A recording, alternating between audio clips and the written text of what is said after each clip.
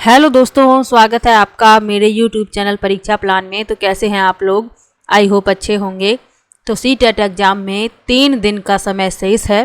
3 जुलाई आज हो चुकी है, 4, 5, 6 3 दिन बचे हुए हैं। 7 जुलाई को आपका एग्ज़ाम होने वाला है। तो एग्ज़ाम से पहले कुछ महत्वपूर्ण बातें हैं जिन्हें आपको जानना बहुत आवश्यक है। तो इन्हीं महत्वपूर्ण बातों पर आज इस वीडियो में चर्चा करेंगे।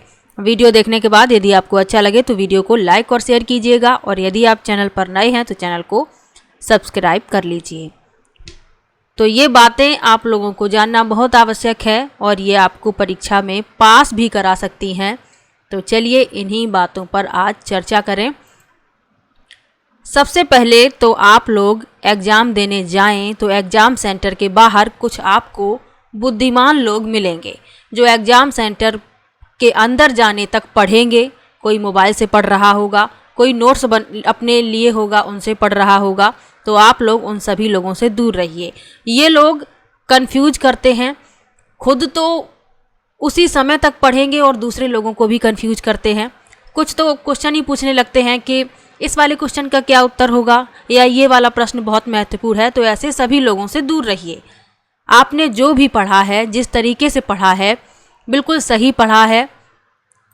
आपको कंफ्यूज होने की ज़रूरत नहीं है। एग्ज़ाम सेंटर के बाहर डिस्कशन करने की ज़रूरत नहीं है कि इस टॉपिक में ये था या इस टॉपिक में ये था, तुम गलत कह रहे हो, या ये सब बातें हैं, ये आपको नहीं करनी है। उन लोगों से दूर रहना है जो लोग एग्ज़ाम सेंटर के बाहर तक पढ़ते हैं। आपको शांति से खड़े रहना है। जैसे ही परमिशन मिल जाए आप लोग अंदर चले जाइए। उसके बाद पेपर मिलेगा आपको, OMR सीट मिलेगी। OMR सीट फिल कर लीजिएगा। पेपर जब भी पढ़ें आप ध्यान से पढ़ें। पेपर आपको सबसे पहले पढ़ना है। पेपर बहुत ध्यान से पढ़ें, समझें किस प्रकार का पेपर आया है, क्वेश्चन देख लीजिए। फिर आप जब पूरा पेपर जल्दी से पढ़ लें उसके बाद आपको सॉल्व करना है। जैसे पेपर फर्स्ट के लिए बात कर लें तो CDP पहले उसमें होता है, मैथमेटिक्स, EVS, उसके बाद लैंग्वेज फर्स्ट और लैंग्वेज सेकंड। आपको जो भी क्वेश्चन आ रहे हैं उन्हें टिक कर लीजिए, और एक एक पोर्शन जो है, जैसे CDP आपने पूरा सॉल्व कर लिया तो OMR में उसको गोले जो हैं CDP के फिल कर लीजिए। जो भी क्वेश्चन नहीं आ रहे हैं जल्दबाजी मत कीजिए, उन क्वेश्चन को छोड़ दीजिए, बाद में उन पर ध्यान दीजिएगा। पहले जो आ रहे हैं उन्हें कीजिए। उसके बाद जो भी प्रश्न आपको ऐसा लग रहा है बहुत कठिन लग रहा है, समझ में नहीं आ रहा है, उसके विकल्प ध्यान से पढ़िए। विकल्पों को समझने का प्रयास कीजिए कि प्रश्न में क्या पूछा गया है और विकल्प किस प्रकार के हैं, कौन सा विकल्प सही हो सकता है। कुछ विकल्प ऐसे होंगे जो पढ़ने से ही समझ में आ जाएंगे कि ये प्रश्न का उत्तर नहीं हो सकते हैं, तो उनको कट कर दीजिए। जैसे 4 विकल्प उसमें रहते हैं, एक आपका कट हो गया, 3 बचते हैं, 3 को ध्यान से पढ़िए। उसमें से भी कुछ आपको ऐसे लगेंगे, 2 कट हो गए तो आपके पास 2 ही विकल्प बचते हैं। उसके बाद जो सबसे सटीक लगे उसको टिक कीजिए। जो प्रश्न आ रहे हैं पहले उनको करना है, ये तो मैंने बता ही दिया। जो प्रश्न नहीं आ रहे हैं उनको भी करना है, क्योंकि छोड़ना तो कुछ भी नहीं है, क्योंकि नेगेटिव मार्किंग तो इसमें है नहीं जो आपका कोई सही उत्तर का नंबर कट जाएगा, ऐसा कुछ तो है नहीं। 150 प्रश्नों में से आपको 150 पूरे प्रश्न करने हैं। पहले जो आ रहे हैं उनको कर लीजिए, चाहे वो मैथ के प्रश्न हो, चाहे CDP के हों, चाहे EVS के हों। जो प्रश्न आपको बहुत अच्छे से आ रहे हैं पहले उनको कर लीजिए। 2 घंटे में इतना काम आप लोग कर लीजिएगा। जो भी प्रश्न आ रहे हैं उनको कर लीजिए और OMR फिल कर लीजिए, यानी OMR में गोले भी उन प्रश्नों के उत्तर के भर लीजिए। अब आपके पास बचता है आधा घंटा। उस आधे घंटे में आप उन प्रश्नों को कीजिए जो आपको नहीं आ रहे थे। उन प्रश्नों को, जैसे मैथ के प्रश्न हैं तो उन्हें सॉल्व कीजिए। नहीं आ रहे हैं, देखिए क्या पूछा गया है, किस तरीके से उसे हल करना है। आधे घंटे में ये काम आपको करना है। जो प्रश्न नहीं आ रहे हैं उनके लिए आधा घंटा रखिए। CDP में भी कुछ प्रश्न ऐसे हो सकते हैं आपको ना आ रहे हों, उलझाने वाले प्रश्न होते हैं, उन्हें ध्यान से समझिए। EVS में भी हो सकते हैं। पेडागोजी के कुछ क्वेश्चन ऐसे हो सकते हैं जो आपको नहीं आ रहे हैं, तो उन्हें आधे घंटे का समय दीजिए और उन उस आधे घंटे में आपको उन प्रश्नों को करना है। छोड़ना कुछ भी नहीं है, सभी प्रश्न करने हैं, नेगेटिव मार्किंग नहीं है, पूरे प्रश्न आपको करने हैं 150 में से 150। अब CDP EVS इसमें ज़्यादा समय मत लीजिएगा, क्योंकि इनमें प्रश्नों को पढ़ना है, समझना है, टिक करना है। मैथमेटिक्स में 15 क्वेश्चन आपके ऐसे आएंगे जो पेडागोजी से होंगे और 15 न्यूमेरिकल होंगे जिन्हें आपको सॉल्व करना होगा। तो उन 15 क्वेश्चन में आपका टाइम लग सकता है, तो मैनेज कीजिए। CDP EVS का समय बचाकर मैथमेटिक्स में थोड़ा सा समय ज़्यादा लग सकता है, तो उसमें उस समय को उसमें जोड़ लीजिए। CDP EVS लैंग्वेज को कम समय देकर मैथमेटिक्स के सभी प्रश्न को सही से सॉल्व करिएगा, जल्दबाजी में गलत करके मत आइएगा। अब लैंग्वेज की बात कर लेते हैं। लैंग्वेज फर्स्ट और लैंग्वेज सेकंड आप लोग चूज करते हैं अपने हिसाब से, लैंग्वेज सेकंड कौन सी आपको रखनी है, लैंग्वेज फर्स्ट आपको कौन सी रखनी है। यदि आपकी लैंग्वेज फर्स्ट हिंदी है, हिंदी में आपके पैसेज आएंगे गद्यांश और पद्यांश। 15 नंबर आपके इससे कवर होंगे और बहुत ध्यान से गद्यांश और पद्यांश को पढ़िएगा।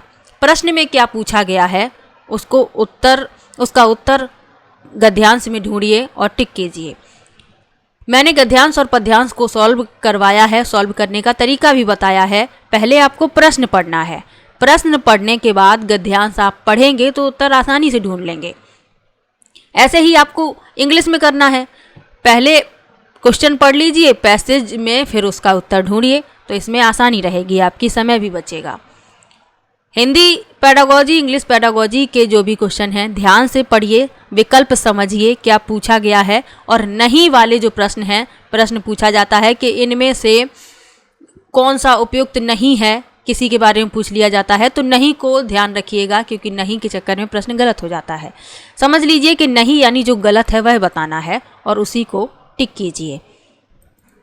इसके अलावा आपको पेपर देखकर घबराना नहीं है कि पेपर बहुत कठिन है, आपको कुछ आ नहीं रहा, ये सब बातें दिमाग में बिल्कुल मत लाइएगा। अपना आत्मविश्वास, सेल्फ कॉन्फिडेंस बनाए रखिए कि आप पूरी तैयारी के साथ पेपर देने आए हैं, आपने पूरा पढ़ा है, सिलेबस कंप्लीट किया है, कुछ भी छोड़ा नहीं है। यानी आपके दिमाग में ये बात होनी चाहिए कि मैं पूरी तैयारी के साथ पेपर देने आया हूँ या आई हूँ। यानी आपके दिमाग में ऐसा कुछ भी नेगेटिव थॉट नहीं आना चाहिए कि मैंने ये टॉपिक नहीं पढ़ा था, मैंने वो लेसन नहीं पढ़ा था, ये सब आपके दिमाग में नहीं आना चाहिए। आपके दिमाग में सिर्फ यही आना चाहिए कि मैं पूरी तैयारी के साथ पेपर देने आई हूँ या आया हूँ। और पेपर से एक दिन पहले बिल्कुल रिलैक्स हो जाइए। जो भी आपने पढ़ लिया है आपके दिमाग में वो सब कुछ फीड हो गया है, आपको परेशान होने की ज़रूरत नहीं है। एग्ज़ाम से एक दिन पहले शांति से पूरी नींद लीजिए और अच्छे से एग्ज़ाम देने जाइए। और जो लोग पहली बार देने जा रहे हैं उनको तो ये सब बातें ध्यान ही रखनी है। पेपर ध्यान से पढ़िए, प्रश्न के विकल्पों को समझिए कि क्या पूछा गया है, कौन सा विकल्प इसमें सही होना चाहिए। जो प्रश्न आ रहे हैं उन्हें भी कीजिए और जो नहीं आ रहे हैं उन्हें भी कीजिए, क्योंकि नेगेटिव मार्किंग तो है नहीं जो आपका नंबर कट जाएगा। तो ये सब सामान्य बातें हैं जो आपको याद रखनी है एग्ज़ाम से पहले।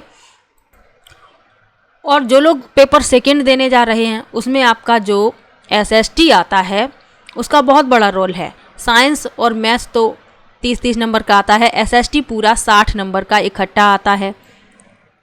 तो इसमें आपको क्या ध्यान रखना है, SST 60 में से आपको 50 या 48 यानी 48 या 50 नंबर तो लाने ही हैं। यही वो पोर्शन है जो आपको फेल और पास कराता है। साइंस और मैथमेटिक्स तो अलग अलग हो जाते हैं।